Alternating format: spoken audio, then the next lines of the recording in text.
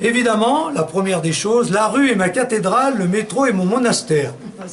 Ça, voilà. Hein? Mais ça, il ne pouvait pas dire autre chose. Ça va très bien dans le sens de Madeleine Delbrel. Hein? Madeleine Delbrel. La rue est ma cathédrale, le métro est mon monastère. Chacun de ces visages croisés, rencontrés, aperçus, est devenu pour moi une icône de Dieu. Lui, Dieu, ne cessera jamais de se faire homme ou femme pour me rejoindre.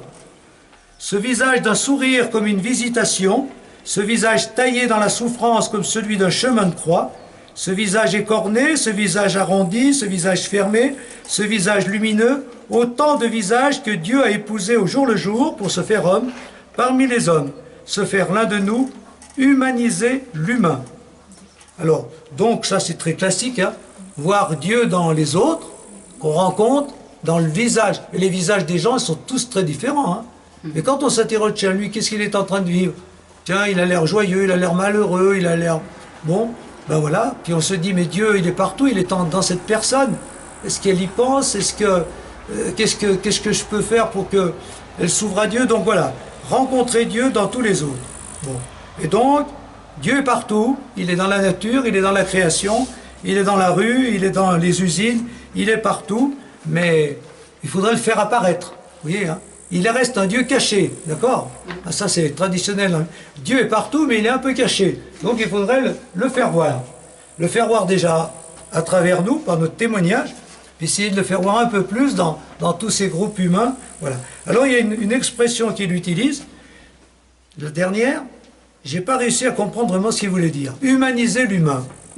Par rapport à ce qu'il vient de dire, qui sait qu'il y a une interprétation mieux que la mienne, que je me dis humaniser l'humain, j'aurais plutôt dit spiritualiser l'humain. C'est-à-dire l'humain, voir dans l'humain Dieu, donc le spiritualiser. Mais alors lui, pourquoi il m'a humanisé l'humain? Parce qu'on n'en est pas encore à notre humanité. C'est peut-être pour ça. Alors je me suis dit, peut-être qu'il veut dire, avant même de spiritualiser, il faudrait qu'on soit plus humain entre nous. Humaniser l'humain, les rapports, le travail. Le travail n'est pas toujours très... Voilà. Et déjà, quand on humanise l'humain, c'est-à-dire quand ce qui est humain, eh bien, est plus humain, quand on voilà, ben, Dieu est déjà plus présent. Et après, le spiritualiser, ça ira encore plus loin. Oui, c'est une étape. Ça sera encore une autre étape. Ça me fait penser à un prêtre, j'étais fan de Guy Gilbert à l'adolescence. Guy Gilbert Avec son blouson, il a toujours le blouson noir. Ah ben je sais pas. Il a créé un espace où il accueille les jeunes en grande difficulté. Il travaille avec les animaux et il est toujours bien investi. Et lui, la rue, c'est son lieu en fait, c'est le métro, c'est la rue. Ça c'est... Voilà. Mais je sais pas si... C'est toute une tradition. Moi, moi, c'est ma génération était dans cette mouvance, mais avec la génération qui arrive de prêtres et de chrétiens pratiquants, c'est une autre génération. On n'est plus dans ces choses-là.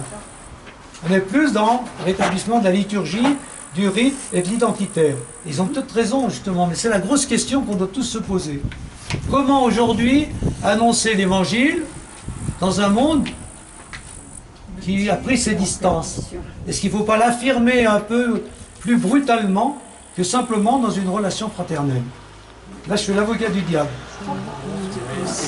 Hein? C'est des vraies questions, ça. Hein? C'est des vraies questions. Moi, notre génération, c'était la génération du concile. Il faut s'ouvrir, il faut aller vers les autres. Il faut que la liturgie, ça parle, le français, les chants. Il faut que les gens se retrouvent à l'église avec leur culture et que ce qu'on leur dit, ils le comprennent, ils essaient de le mettre dans leur vie. Voilà. Donc, c'était une génération. Donc, lui, il est typique de cette génération. Mais maintenant, la question, c'est... Oui, on a fait tout ça, mais les gens ne viennent pas plus à l'église. Au contraire. Donc peut-être que c'était cette grande ouverture pour humaniser l'humain, finalement, c'est bien, mais ça annonce pas l'évangile. Oui, Enfin, j'en sais rien, mais c'est de la vraie question. Hein. Oui, mais depuis 1940, il y a le développement des loisirs, de la RTT, des congés payés. Enfin, il y a eu tout un truc qui vient parasiter, en fait. Oui. C'est peut-être pour ça que les personnes ne viennent plus à l'église aussi. Elles sont quand même assujetties à la RTT, au budget vacances, famille, loisirs, consommation. C'est tout à fait vrai. Et c'est pas forcément... Parce que, en tout cas, dans certaines villes, on voit rentrer dans les églises, parce que les églises autorisent des personnes qui ne sont pas forcément en tenue adaptée, et le prêtre tolère, et c'est comme ça qu'il évangélise.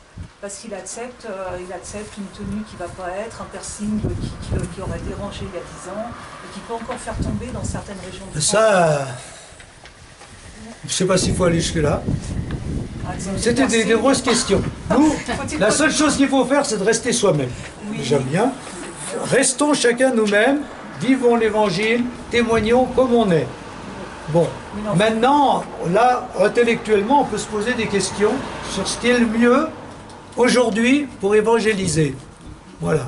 La mission de France correspond à une époque, à un style, hein, et elle a un peu été un peu à l'extrême de ce que les prêtres de notre génération ont été, présents plus dans les gens, etc. Mais maintenant, est-ce que ça suffit? Est-ce qu'il ne faut pas rétablir un peu l'équilibre? Moi, je m'interroge, si j'avais 25 ans, je ne sais pas si je serais comme ça maintenant. J'en sais rien. Hein. De toute façon, il y a tellement de Voilà. possibles. Moi, la seule chose que je peux dire, c'est que moi, je n'ai pas été un prêtre au travail, mais un prêtre dans le sport. Et prêtre dans le sport, en vivant la réalité, en faisant le sport, en faisant les entraînements, en faisant tout ça, un jour ou l'autre, il n'y a pas besoin de dire qu'on est prêtre. Ils se le disent, lui il est prêtre, lui il est prêtre. Donc tout le monde le sait. Et il y a des gens qui viennent discuter avec nous. Et puis alors surtout, les baptêmes, les mariages et les sépultures que j'ai fait. Et c'est à ces occasions-là que j'ai rencontré, que j'ai pu parler vraiment explicitement de la foi. Pas plus tard que ce matin, ceux qui sont venus pour préparation au baptême, c'est parce que la tante était au club d'Aix-les-Bains et qu'ils ne trouvaient pas de prêtre à la Biole. Alors elle me dit, ah, moi je connais un prêtre, donc ils me l'ont envoyé là. Alors voilà, bon, très bien. Mais pour les sépultures, j'en parle bien, c'est comme ça. Et à ce moment-là, on a des assemblées, il y a tous les gars du club qui viennent, quand c'est quelqu'un du club.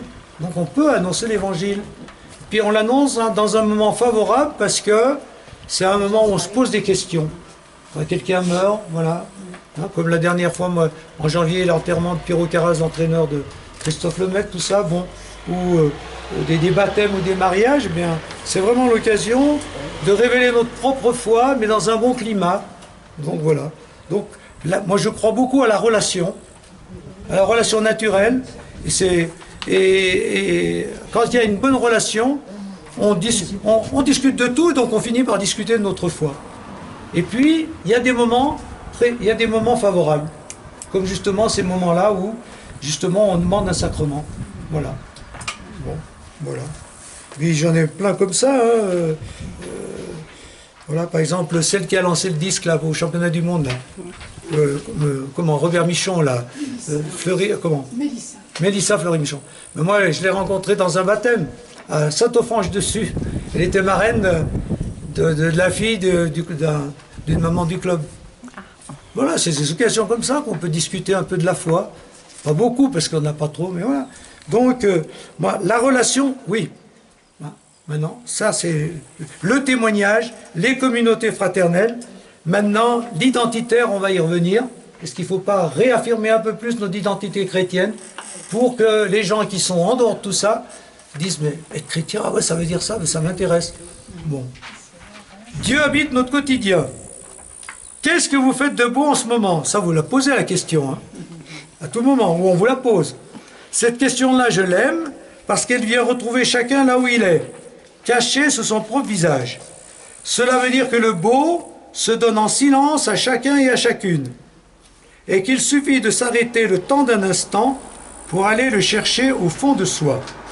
Voilà, c'est ce qu'il va dire. Le beau est au fond de nous, donc il faut le faire apparaître. Alors comment? Qu'est-ce que vous faites de beau en ce moment? Je fais la cuisine, et ce n'est pas seulement faire du bon et du goûteux, c'est aussi assembler des couleurs et des saveurs. je fais le ménage, et ce n'est pas seulement passer le torchon, c'est aussi se désencombrer et se simplifier. C'est vrai? Vous faites ça?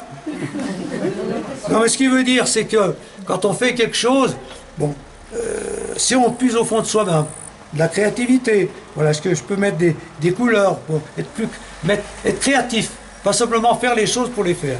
Voilà. Être créatif, c'est ça, être fidèle au Dieu créateur. Et puis, là, ça va encore plus loin. Quand on fait le ménage, c'est dire, mais est-ce que je fais en moi ce que je fais à l'extérieur? Vous voyez ce qu'il veut dire? Bah oui, intérioriser, spiritualiser le geste. Intérioriser tout ce qu'on fait. Faire un bon sourire, une poignée de main chaleureuse, aller à la rencontre comme on va à la fête, poser un regard de tendresse, sortir la belle nappe, inventer un geste du cœur, n'est-ce pas, faire du beau? Bon, on en a rajouté, hein? Mettre du cœur dans ce qu'on fait. Hein? Qu'est-ce que vous faites de beau?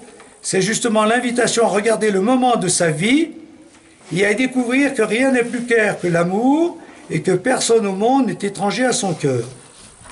Voilà, donc si j'applique ça, donc ce que je mets exercice spirituel, c'est une application. Chercher le beau au fond de soi pour inviter, créer, assembler d'une manière nouvelle ou faire à l'intérieur de soi ce qu'on fait à l'extérieur, ce que je vous ai dit. Hein. Voilà. Mais surtout, donc si on conclut tout ça, mettre de l'amour dans tout ce qu'on fait. Hein? Faire avec cœur ce qu'on fait. Ça, c'est la grande tradition spirituelle. Donc voilà. Qu'est-ce que je fais de beau en ce moment? C'est peut-être banal, mais si j'y mets du cœur, si j'y mets de l'attention, de la créativité, si j'y mets de l'amour, ben c'est réussi. D'accord? Voilà. Thérèse de Lisieux disait que chaque geste qu'elle accomplissait. Comment? Thérèse de Lisieux, chaque geste qu'elle accomplissait, elle le faisait au service de Dieu, au service du Christ. Elle était toujours dans la présence, le mouvement était dans la présence. Tout faire avec amour, même surtout, le plus pénible, quand par exemple Thérèse de Lisieux, elle raconte qu'elle ne peut pas supporter une des sœurs. Et ben, comme elle ne peut pas le supporter, elle va régulièrement vers elle avec un beau sourire. Au point que la sœur lui dit, mais qu'est-ce qui vous attire tant en moi que vous soyez toujours en train de me sourire? Voilà. Et ben voilà, il faudrait que les gens que vous ne pouvez pas supporter puissent en dire autant. Donc mettre du cœur dans ce qu'on fait. Comment? Voilà, donc la rue est mon église, Dieu habite notre quotidien, vous voyez, c'est ça la mission de France. Quand le cœur est sec, alors j'ai bien aimé cette prière, parce que ça vous arrive d'avoir pas d'aspiration, pas d'envie. On a parlé l'autre jour de l'aridité spirituelle, ou de la nuit, ou de l'acédie, hein, voilà. Ben lui, qu'est-ce qu'il dit? Ben il dit, voilà, Seigneur, si tu passes par là, viens donc chez moi, entre donc. Mais il vaut mieux que tu le saches, tu trouveras sûrement ma porte fermée. J'ai toujours peur, alors je mets le verrou. Mais toi, tu sais bien comment entrer, surtout quand ma porte est fermée.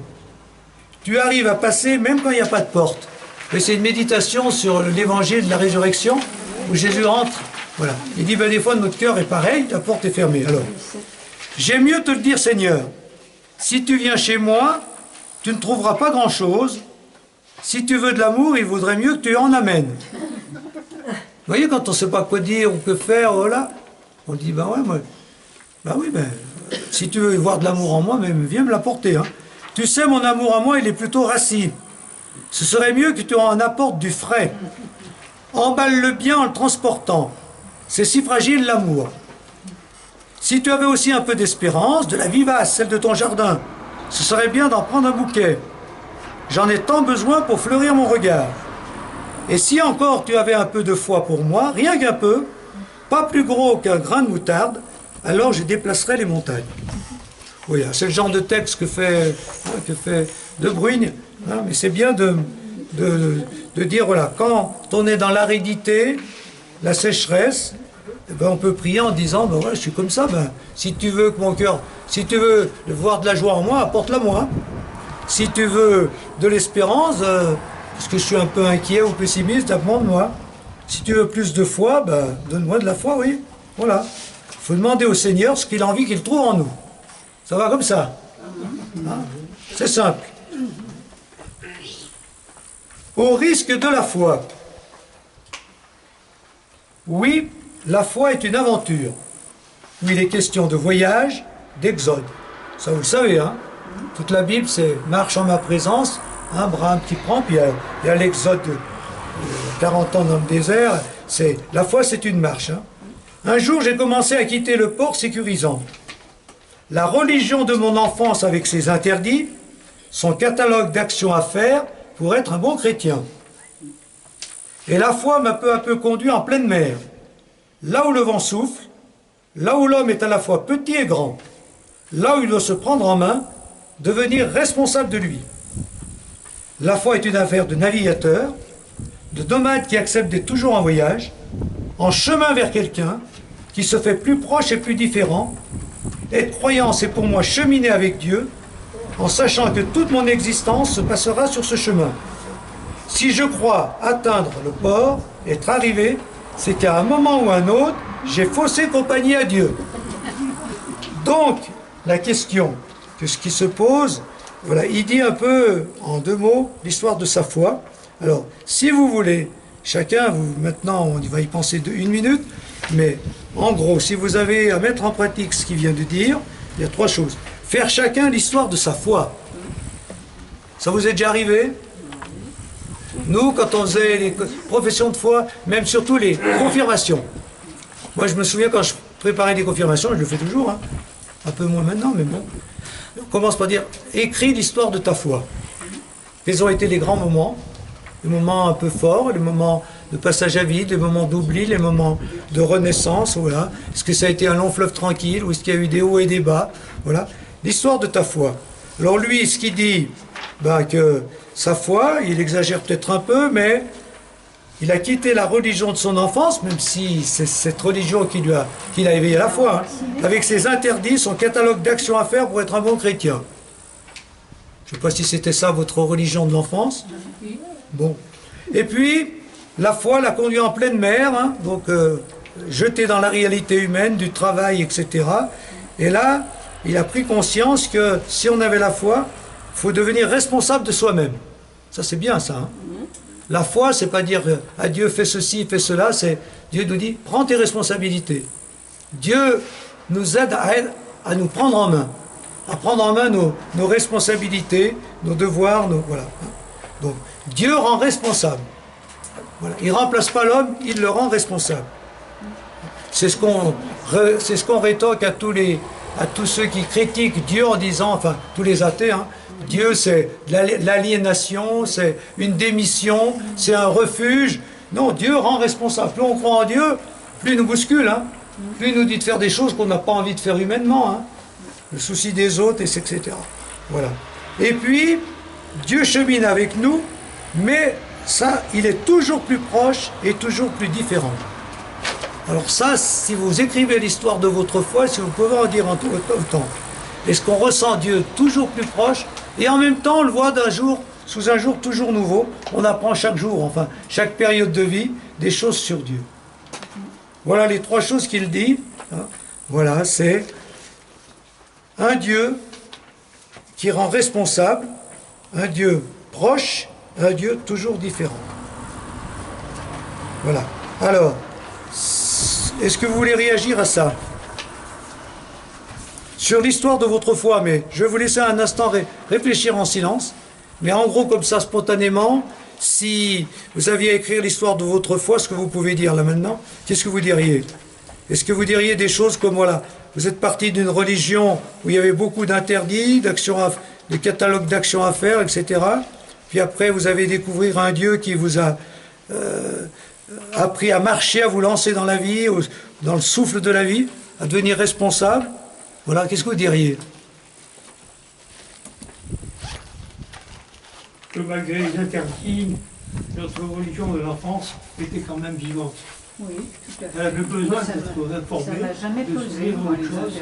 Mais quand même, Ça vous a jamais pesé? Ah non. Ouais. Moi, je dirais pas tout à fait ça. Hein. Oui, voilà. Moi, simplement, je dirais, quand j'étais enfant, j'ai connu et aimé Jésus. Et pendant très longtemps, ça a été, ma prière était envers Jésus. Et quand, bon, pour différentes raisons, je ne pouvais pas parler pas trop au Père du ciel, mais quand mon père est mort il y a 8 ans, depuis 8 ans, j'ai commencé à parler au Père du ciel et maintenant je parle au Saint-Esprit. Voilà. Ah ben c'est Élisabeth de la Trinité, toi. Je ne sais pas. Voilà. Je ne sais pas. Mais c'est vrai que ça change. Mais la foi, effectivement, Dieu est toujours plus proche et toujours différent. Voilà, ça oui. Moi, ce que je dirais, moi, la religion de l'enfance, c'est la religion de la chrétienté, c'est-à-dire on allait au catéchisme tous les matins, pratiquement, avant l'école, tout le monde y allait. Moi, je dirais pas qu'il y avait des interdits, on baignait dans une culture chrétienne, on se posait pas trop de questions. Nous, dans la famille, il y avait la prière du soir quand même. On allait à toutes les messes, il y avait plein de choses. Disons que la vie était... Il y avait peut-être des interdits, mais moi je dirais que la vie était spiritualisée. Parce qu'à tout moment, il y avait des fêtes. Il y avait les rogations, par exemple. Après l'ascension, là, on allait dans les champs. On passait d'un village à l'autre. Les croix étaient fleuries. Après, il y avait... je ne me souviens pas de tout, moi. Il y avait la bénédiction du sel. Nous, on était des paysans, donc on faisait bénir le sel pour donner aux vaches. À un autre moment, il y avait... On faisait tous, les paysans faisaient des croix, des petites croix comme ça, pour les planter dans les champs. Donc il y avait une cérémonie pour planter dans les champs. Etc. Enfin, il y avait plein. Je parle pas du paradis. Le jeudi saint, on allait au paradis. On était tous bien habillés. On avait le Saint-Sacrement, on était bien exposés avec plein de fleurs. Puis après, il y avait pour le Saint-Sacrement, les pétales de rose, etc. Moi, j'ai ça comme religion de l'enfance. Il y avait beaucoup de folklore, mais pour nous, voilà. C'était important. Ouais. Voilà, essayez de penser à tout ça pour dire d'où vous venez. Et puis, par contre, ce que j'aimais moins, c'est que nous, la messe, l'église était pleine, mais il y avait les hommes d'un côté, les femmes de l'autre, et une sœur qui surveillait les enfants. Et de temps en temps, on leur mettait un genou dans l'allée quand ils faisaient du bruit. Bon, c'était un style de messe quand même, ça. Et les femmes récitaient le chapelet, vous voyez, pendant la messe, puis les hommes parlaient. C'est pour ça que j'ai trouvé quand même que la messe, c'était pas tout à fait... Et au moment de l'homélie, ils allaient au café. Oui. Ah, vous, chez vous? Nous, c'est après quand même. Mais sauf que nous, à Drumette, il n'y avait pas de café. Alors, on était tranquille. Non, mais voilà. Donc, votre religion de l'enfance. Voilà. Dans certaines campagnes, la messe était l'endroit où les femmes pouvaient Oui, mais peut-être. Donc, pensez. Donc, mais faites l'histoire de votre foi. Qu'est-ce que vous en avez retenu de ça? Ça a quand même éveillé la foi. Moi, après, si je faisais les grandes étapes, quand je suis rentré au petit séminaire à Rumilly, on a découvert l'évangile. Et ça, au catéchisme, on avait des questions-réponses. On parlait bien un peu de Dieu, de tout, hein, mais c'était pas tellement l'évangile. Moi, en tout cas, ma génération, moi, j'ai découvert l'évangile, et on a commencé à faire des partages d'évangile en 6e, 5e, enfin, au séminaire, ça m'a éveillé. Jésus, voilà, Jésus le Christ, voilà. Moi, je peux dire que ma foi a changé lorsque j'ai vu des gens faire des choses qui sont vraiment de bons chrétiens, quoi, vraiment, faire des choses... Le témoignage des autres. Vraiment, le témoignage d'une personne qui rendait vraiment des services incroyables. Vraiment... Après, moi, si je continue, en gros, mais vous ferez votre propre parcours, il y a beaucoup plus de choses que ça. Au grand séminaire, moi, ce qui m'a beaucoup marqué, c'est qu'on avait une formation intellectuelle vraiment bien poussée. C'était l'époque où on étudiait beaucoup les grands théologiens et en même temps les philosophes athées. De Lubac, Congar, Karl Rahner et tout ça, et puis Blondel, le philosophe, enfin je vous en ai parlé, j'ai fait une mini-retraite sur lui. Et puis par contre Marx, Camus, Nietzsche, voilà, ça nous a brassés, hein. Mais au moins, on a vu, ça nous a appris qu'on pouvait avoir une foi intelligente. Et qu'être croyant, c'était pas avoir les yeux fermés, c'était pas la foi du charbonnier, c'était une foi réfléchie, qui avait des arguments, et qui même, comme on l'a dit avec Saint Bernard, l'homme, ce qui définit l'homme, c'est qu'il désire l'infini. Il n'y a que l'infini qui peut le combler son cœur. Donc il n'y a que Dieu qui peut combler le cœur humain. Donc c'est pour ça qu'on peut dire que la foi, elle est loin d'être... la foi est raisonnable. La foi correspond à une attente de l'homme. Bon, voilà, moi j'en retiens ça du séminaire. Puis après, quand j'étais jeune prêtre, j'étais aumônier des jeunes. Pendant 17 ans, j'étais aumônier des jeunes. Sur Aix, il y avait 500 jeunes de 5e à terminale, toutes les semaines. Donc il y avait encore un. Et là, j'ai vu qu'on était dans un autre monde. C'est là qu'on a fait des paraliturgies, qu'on a fait l'expression. Si on ne faisait pas ça, et puis discuter de tout, la foi, c'est pas simplement discuter de Jésus-Christ, c'est discuter de leur vie, discuter du monde, discuter des philosophes, c'est discuter de tout, la foi. Bon, donc, s'ouvrir, là on voyait bien qu'on était, j'ai vraiment pris conscience que, si l'Église voulait rechristianiser la France, fallait qu'elle vienne, qu'elle s'adapte, qu'elle vive officiellement, notamment dans les paroisses, ce que vivent les jeunes en aumônerie. C'est-à-dire des rencontres régulières, des discussions sur tous les... Et ce que vous avez dit, des temps fraternels. Parce que les aumôneries, ça se construit avec les camps. Les camps, on est ensemble. Et les camps, quand on est ensemble, on crée des liens. Et quand on crée des liens, après, on a envie de se revoir. Donc, quand il y a une célébration, on y va. Hein, voilà. Donc, c'est ce qui manque. C'est ce que je vais... Voilà. Donc, j'avais pris conscience que si les paroisses voulaient s'en sortir, il fallait devenir des communautés fraternelles. On le dit, un chrétien qui s'isole, ça Ouais. reste des sectes. Voilà. Oui, oui. Non, on a besoin de communautés plus fraternelles, donc il y a besoin de plus de partage. Voilà. Et ça, c'est vraiment ce qu'on a dit tout à l'heure, il faut vraiment le cultiver dans la mesure où on peut. Des petits groupes, ça peut être des petits groupes, ça peut être des paroisses, et c'est ça qui peut sauver. Voilà. C'est son nombre. Comment ? La génération 71, donc je connais pas mal de monde et ils sont nombreux à se rappeler que vous avez fait leur communion, vous avez fait... Et c'est-à-dire qu'ils ont franchi la barre des 50 ans, 60 ans et les souvenirs qu'ils ont pu vivre à l'aumônerie sont toujours hyper présents en eux, quoi. Oui, oui. Mais justement, le gros problème des aumôneries, que vous avez eu des enfants qui l'ont fait, c'est qu'une fois qu'ils sont rentrés, après 7 ans communs, de camps, de sortie, quand ils arrivent après étudiants, ou dans les paroisses, ils ne retrouvent pas ça. Et du coup, ils y vont plus. Et beaucoup de parents disent, mais il a fait la confirmation, il a fait ça, et maintenant il va même plus pratiquant, ou alors pour Noël et Pâques. Mais... Parce que justement, les paroisses n'ont pas su évoluer vers des communautés fraternelles. Ce qu'on sait très bien, et quand on parle des dimanches fraternels, voilà, bon. Et puis maintenant, il y a la grande opération, mais je ne sais pas si ça va déboucher sur quelque chose, la grande opération de la conversion pastorale des paroisses. C'est ça, en fait, ça va dans ce sens-là. La mission, les missions, tout ce qui est mission, c'est voilà. Tant que nos communautés ne sont pas des communautés un peu plus fraternelles, où on partage beaucoup de choses, l'évangile ne passera pas. Voilà.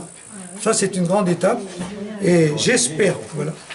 Et la dernière étape, moi, donc j'ai vécu ça, j'ai encouragé ça, il y a, nous, même dans les paroisses, on a fait des temps forts. Hein. Par exemple, à Aix-les-Bains, on a fait toutes les années un temps fort à Notre-Dame-du-Lot de 3 jours. Il y a toujours 100, 150 personnes, c'est-à-dire une sorte de camp spirituel, mais de camp pour les paroissiens. Oui, on a fait ça. Parce que si on veut qu'il y ait des liens, il faut prendre du temps ensemble. Et prendre du temps ensemble, ça veut dire, l'idéal, c'est on part 3 jours. Nous, on est allé à La Salette, après on est allé à Mian, à Ars, au moins un week-end. Ça crée des relations. Et ça, je trouve que c'est important pour l'avenir. Si on ne veut pas ça, il y aura encore moins de monde dans nos paroisses. Et ils iront là où il y a des communautés spirituelles. Et là, ça, voilà. Ça. Et puis la dernière étape, c'est celle que je vis maintenant. C'est celle de ce que je vous ai dit tout à l'heure. C'est-à-dire, on a affaire à des jeunes prêtres plus identitaires qui rétablissent, nous, ce qu'on a mis de côté et qui voilà, même certains, moi j'en vois même qui se mettent en soutane, que le romain ne suffit pas. Alors je me dis, puis le latin qui revient, ça, je dis, je m'attendais à tout sauf à ça. Alors je ne sais pas ce que ça va devenir. Je ne sais pas ce que c'est. Il y a des jeunes filles qui portent des voiles. Elles ne sont pas nombreuses. Ah, on a ça Mais dans certaines villes, comme à Paris, à Lyon, tout ça, il y a des jeunes filles. Non, des mantilles. Des mantilles. J'ai entendu dire ça. Oui, oui. Et puis, il n'y a pas d'enfant de cœur féminin. Il y a les servantes de l'Assemblée. Il y a tout ce courant-là. Alors, je ne sais pas ce que ça va devenir. On a toujours été en arrière. Comment ? Bah, Autun est très traditionnel en fait. Hein. C'est-à-dire que tout ce qui a pu disparaître en Savoie est toujours à Autun. Ils ont pas... Mais le latin, c'est pas pensable qu'il y ait une célébration sans latin. Où? À Autun. Ah oui, oui, mais à des endroits, oui, oui, mais... Ah, Autun, oui, moi je parlais de voilà. Voilà. Ça, par exemple, ça, par rapport à ce qui a été de Bruyne et puis tous ces courants-là, je me dis, tiens, on a fait un grand virage là. Hein. Alors qu'est-ce qui signifie? Ça a sûrement une signification. Mais il y a une demande. Bah, on est peut-être Est-ce qu'il n'y a pas une tombé dans recherche l'extrême. identitaire? Il y a une... Comment? Peut-être une recherche identitaire. Voilà, il y a une non mais c'est bien ça. On voit que... Non mais la tradition, oui, mais l'identitaire, pourquoi? Pas parce qu'il y a... Parce que la tradition, on est fidèle à une tradition. Moi, je me situe moi, je suis très classique finalement, mais très classique. Les curés d'autrefois, ils étaient très ouverts aux gens, ils allaient les voir, etc. Donc la relation, tout ça. Mais le fait de dire à la limite, c'est comme ça, venez. Voilà, c'est pas on va vers, c'est venez chez nous et entrez dans notre système, dans notre manière de célébrer la liturgie, de célébrer les sacrements. Et ça, je trouve, c'est une vraie question. Alors, je ne sais pas où ça va aboutir. Moi, ça m'interroge. C'est l'époque d'aujourd'hui. Donc, par rapport à tout ce que je vous ai dit dans mon parcours de foi, la question aujourd'hui, est-ce que je n'ai pas été assez identitaire? Est-ce que je le serais si j'avais 20 ans, 25 ans? Ça, ben, personne ne peut répondre. Mais pour dire on est dans cette situation-là. Et moi, ma réponse à ça, c'est qu'au contraire, on n'a pas été assez spirituel. Et que l'identitaire, c'est parce que tout ce que moi, pour ça que j'ai fait des mini-retraites et tout ça, si même les laïcs engagés avaient eu plus de temps de partage d'évangile, plus de formation spirituelle, si les prêtres eux-mêmes avaient eu plus de temps comme ça, ben on n'aurait peut-être pas eu ce retour vers l'identitaire. Parce que la relation évangélise si on est bien habité. Voilà. Si on est habité par le Christ, ça se finit par se voir dans notre manière d'être avec les uns avec les autres. Puis les gens discutent, ils nous interrogent. Qu'est-ce que tu fais? Pourquoi tu es prêtre? Qu'est-ce que tu vis? Etc. Qu'est-ce que ça veut dire? Donc, quand on est bien habité, eh ben, on parle de notre foi automatiquement. Hein. Et puis même après, ça pose question au point que justement, quand il y a un problème, ils nous invitent pour une célébration, pour tout ça. Bon. Moi, ce serait plutôt ma théorie là. Moi, je dirais que c'est ça, que l'avenir de l'Évangile passe non pas par l'identitaire, mais par des communautés plus fraternelles et par des partages spirituels plus nombreux, à tous les niveaux. Que ce soit les prêtres entre eux, les prêtres avec les... Comment? Il faut les deux. Non, mais ça serait souhaitable. Ah ben moi, je dis qu'il y a les deux. Que ce soit comme ça. Il faut que ce soit les deux. Les communautés fraternelles et partages spirituels. Les deux ensemble. Voilà. Mais plus d'un ou plus l'autre. Non? Moi, c'est ma manière de voir les choses. Là, on répond déjà aux... Ah ben attends, il faut quand même avancer. Tout ce que vous dites,